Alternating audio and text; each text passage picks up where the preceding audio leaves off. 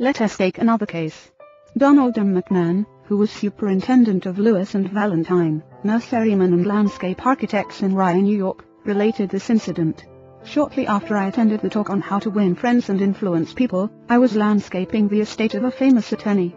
The owner came out to give me a few instructions about where he wished to plant a mass of rhododendrons and azaleas. Said, "Judge, you have a lovely hobby. I've been admiring your beautiful dogs. I understand you win a lot of blue ribbons every year at the show in Madison Square Garden." The effect of this little expression of appreciation was striking. Quote, "Yes," the judge replied, "I do have a lot of fun with my dogs. Would you like to see my kennel?" He spent almost an hour showing me his dogs, and the prizes they had won. He even brought out their pedigrees, and explained about the bloodlines responsible for such beauty and intelligence. Finally, turning to me, he asked, "Do you have any small children?" Quote, "Yes, I do," I replied. "I have a son." Quote, "Well, wouldn't he like a puppy?" the judge inquired. Quote, "Oh, yes, he'd be beautiful pink." Quote, "All right, I am going to give him one," the judge announced. He started to tell me how to feed the puppy. Then he paused. "You'll forget it if I tell you?" "I'll write it out." So the judge went in the house, typed out the pedigree and feeding instructions, and gave me a puppy worth several $100, and 1 hour and 15 minutes of his valuable time, largely because I had expressed my honest admiration for his hobby and achievements.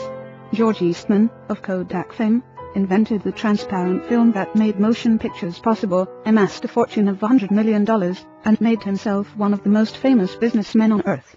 Yet in spite of all these tremendous accomplishments, he craved little recognitions even as you and I. To illustrate, when Eastman was building the Eastman School of Music, and also Kilburn Hall in Rochester, James Adamson, then president of the Superior Seating Company of New York, wanted to get the order to supply the theater chairs for these buildings. Phoning the architect, Mr. Adamson made an appointment to see Mr. Eastman in Rochester. When Adamson arrived, the architect said, "I know you want to get this order, but I can tell you right now that you won't stand a ghost of a show if you take more than 5 minutes of George Eastman's time. He is a strict disciplinarian. He is very busy, so tell your story quickly and get out." Adamson was prepared to do just that. When he was ushered into the room, he saw Mr. Eastman bending over a pile of papers at his desk. Presently, Mr. Eastman looked up, removed his glasses, and walked toward the architect and Mr. Adamson, saying, "Good morning, gentlemen, what can I do for you?" The architect introduced them, and then Mr. Adamson said, "Well, we've been waiting for you, Mr. Eastman. I've been admiring your office. I wouldn't mind working in a room like this myself. I am in the interior woodworking business, and I never saw a more beautiful office in all my life." George Eastman replied, "You remind me of something I had almost forgotten. It is beautiful, isn't it? I enjoyed it a great deal when it was first built. But I come down here now with a lot of other things on my mind, and sometimes don't even see the room for weeks at a time." Adamson walked over and rubbed his hand across the panel. "This is English oak, isn't it? A little different texture from Italian oak." "Yes," Eastman replied. "Imported English oak. It was selected for me by a friend who specializes in fine woods." Then Eastman showed him about the room, commenting on the proportions, the coloring, the hand carving, and other effects he had helped to plan and execute.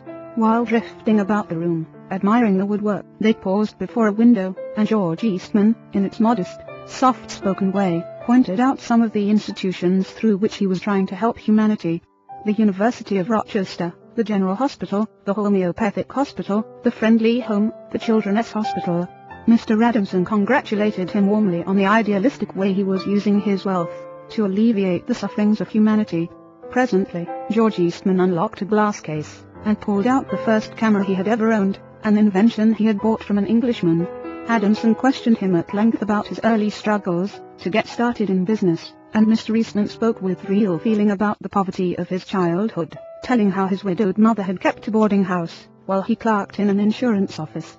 The terror of poverty haunted him day and night, and he resolved to make enough money so that his mother wouldn't have to work. Mr. Adamson drew him out with further questions and listened, absorbed, while he related the story of his experiments with dry photographic plates.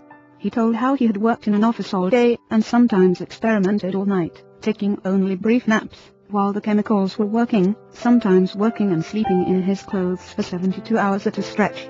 James Adamson had been ushered into Eastman's office at 10:15, and had been warned that he must not take more than 5 minutes. But an hour had passed, then 2 hours passed, and they were still talking.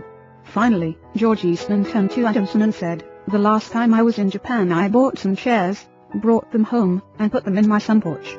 But the sun peeled the paint, so I went downtown the other day, and bought some paint, and painted the chairs myself. Would you like to see what sort of a job I can do painting chairs? All right. Come up to my home, and have lunch with me, and I'll show you."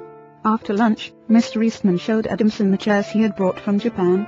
They weren't worth more than a few dollars, but George Eastman, now a multi-millionaire, was proud of them, because he himself had painted them.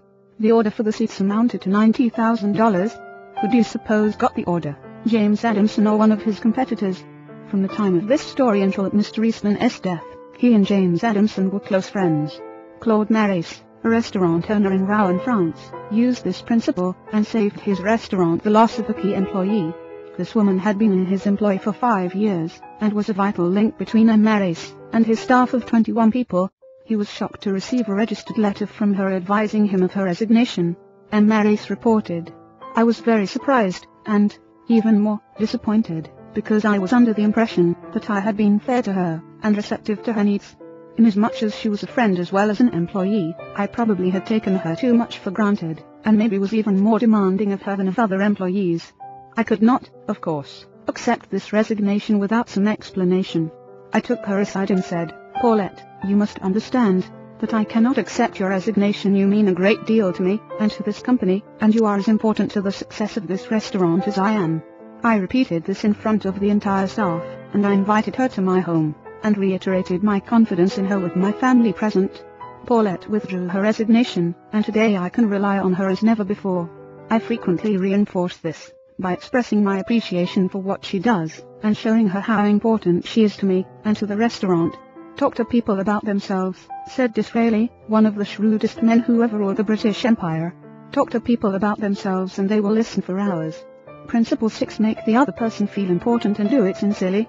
In a nutshell, 6 ways to make people like you. Principle 1: Become genuinely interested in other people.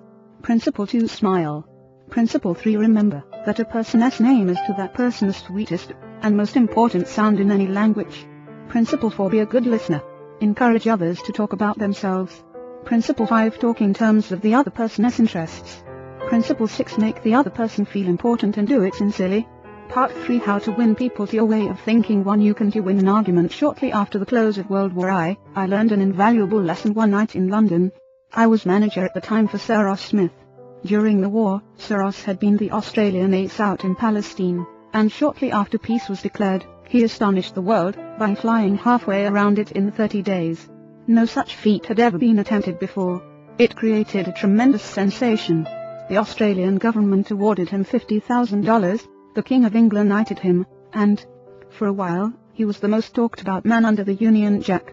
I was attending a banquet one night given in Sir Ross's honour, and during the dinner, the man sitting next to me told a humorous story which hinged on the quotation, "There is a divinity that shapes our ends, rough hew them how we will."